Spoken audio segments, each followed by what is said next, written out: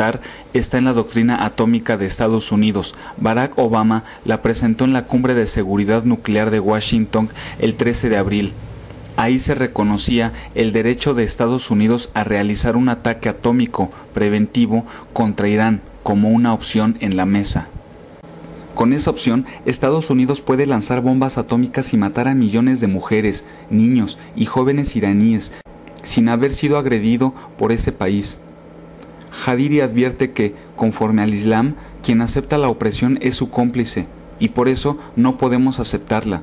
Según el Islam, nunca debemos iniciar una guerra, pero si nos invaden, debemos defendernos. Si nos agreden, respondemos, y quien ordena la guerra también será castigado.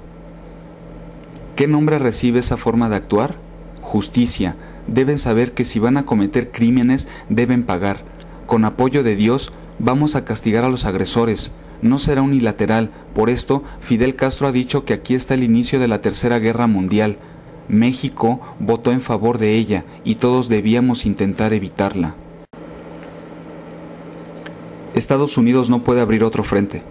Es muy riesgoso, en términos geopolíticos, que Estados Unidos abra un nuevo frente armado contra Irán, porque ya tiene otros en Irak y Afganistán, y en la parte sur de su frontera con México, para combatir al narcotráfico, y en su costa oriental del Golfo de México con el derrame de petróleo, anticipa el presidente del Centro de Investigaciones Geopolíticas, Miguel García Reyes. Un factor que lo lleva a confirmar esa tesis es el alza del precio del barril de crudo, por arriba de los $100, que alcanzó hace 2 años.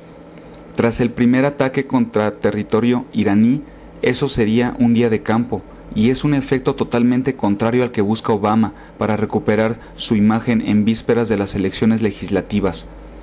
Además, es incierta la respuesta de los países latinoamericanos, Brasil y Colombia en particular. Para García Reyes, esto lo comprendieron todas las administraciones de los Bush. Cada vez que amenazaban con atacar a Irán era para que permanecieran altos los precios del crudo. Hay que recordar que en la pasada administración de Bush el petróleo alcanzó precios muy altos. Por esa razón considera que no le conviene al mandatario demócrata lanzar una embestida contra Irán. En su opinión, el sentido voto mexicano en el Consejo de Seguridad era lógico y se da en una textura muy complicada para Felipe Calderón, cuestionado por su lucha contra el narcotráfico y muy vigilado por Estados Unidos. Por eso tiene que cooperar de gratis con ellos, pues no está negociando nada. En cambio, el presidente brasileño Luiz Inácio Lula da Silva tiene un gobierno pragmático que le permite a Obama utilizarlo como parte de su política de cara suave y evitar la confrontación directa con Irán a través del acuerdo nuclear. Lo mandó para tender puentes, pues sabe que en la política exterior de los demócratas no se contempla hacer la guerra contra Irán. El autor del libro Seguridad Energética en el siglo XXI concluye que Irán seguirá recurriendo a Brasil para mantener vínculos con algunos grupos políticos y económicos de Estados Unidos que evitarían la guerra. Este escenario descarta de momento el rol influyente de Rusia tras el diferendo con Estados Unidos por el caso de los espías rusos y su apoyo a Shashkavil en Georgia. El informe que se ocultó. El lunes 12 de mayo de 2007 se divulgó la Estimación Nacional de Inteligencia, NIE por sus siglas en inglés, sobre Irán y su capacidad nuclear. Ese documento, elaborado por 16 agencias de inteligencia estadounidense a solicitud del Congreso, señalaba que Irán suspendió desde 2003 su intento por desarrollar armas nucleares. Además, consideraba poco probable que produjera suficiente uranio enriquecido para fabricar una bomba atómica.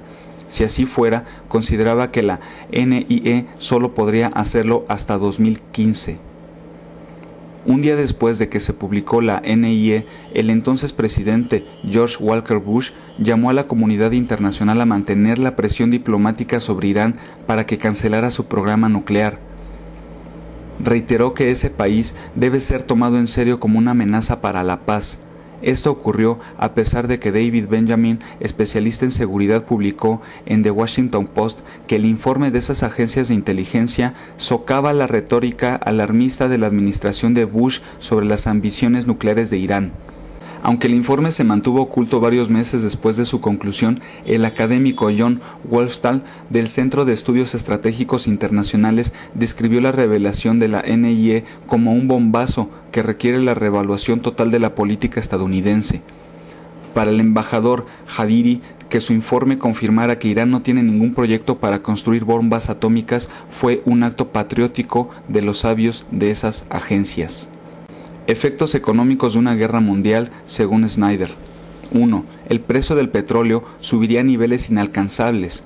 Al caer los embarques de petróleo, los precios subirían hasta a $250 el barril y el galón de gasolina entre 8 y 10 dólares.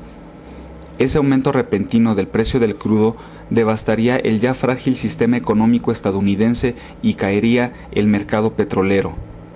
2. Estallido de los mercados financieros mundiales. Aún sin guerra, en 2010, el miedo domina los mercados, hay volatilidad sin precedentes y nada mejor que una guerra para que ese medio se convierta en pánico total. Bajo ese efecto, caen totalmente los mercados financieros. 3. Debilitamiento del comercio internacional. Con una guerra de gran alcance en Medio Oriente, la economía mundial se sacudiría por su gran independencia.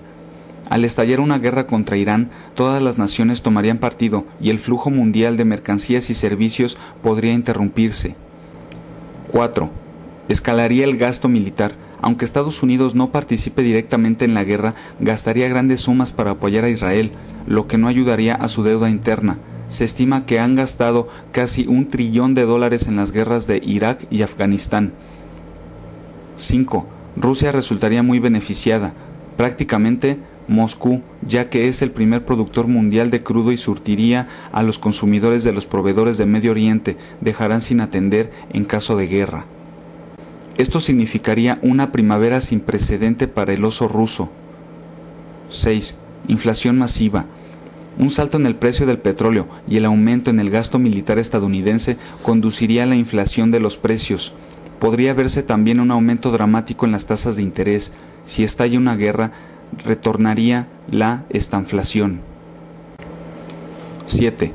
El precio del oro se iría al cielo. Ante la incertidumbre financiera, los inversionistas voltean hacia el oro, cuyo precio va a la alza. Como ahora, ninguna gran moneda mundial brinda esa seguridad. Los metales preciosos atraen a los capitales. Fuente, columna El colapso económico. Michael Snyder, Pravda, 29 de junio de 2010. El desacato de Israel. Israel es el país que acumula el mayor número de resoluciones de la Organización de las Naciones Unidas, ONU. Lo libra de ese compromiso internacional el veto estadounidense en el Consejo de Seguridad, CS. Así ocurrió el 28 de mayo de 2001, cuando Washington impidió el envío de una fuerza de observadores de la ONU a los territorios palestinos. También el 13 de julio de 2010, cuando evitó la adopción de una resolución de condena a los ataques en la Franja de Gaza. El problema de los refugiados persiste desde hace medio siglo. El 19 de noviembre de 1948, la Asamblea General, AG, obligó a Israel, con la resolución 212, a ayudarlos. Sin embargo, un año después, la resolución 194 reiteró que los refugiados que deseen volver a sus casas y vivir en paz con sus vecinos deben ser autorizados a hacerlo lo antes posible y pagar una compensación a los que decidan no volver. Años después, en diciembre de 1992, el gobierno israelí deportó a 415 árabes israelíes en Líbano para exigir su retorno y denunciar la violación de la Convención de Ginebra, así como el incumplimiento de muchas más resoluciones. El CS emitió la resolución 799 el 18 de diciembre de 1992. Ahí reafirmó sus resoluciones 607 de 1988, 636 de 1989, 641 de 1990, 694 de 1991 y 726 de 1992. La resolución 33/71 de la AG del 14 de diciembre de 1978 prohibió la cooperación militar con Israel y expresó su grave preocupación por el continuo y rápido crecimiento militar de Israel.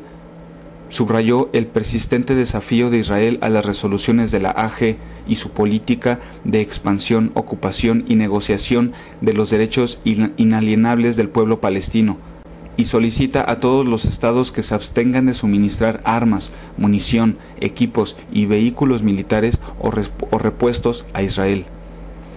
El 9 de julio de 2004, la Corte Internacional de Justicia dictaminó que la barrera de separación, llamado también muro de seguridad, que se adentra en Cisjordania es ilegal y que debía ser desmantelada. El gobierno de Israel argumentó razones de seguridad y siguió construyendo ese muro. Fuente: Contralínea 194, 8 de agosto del 2010.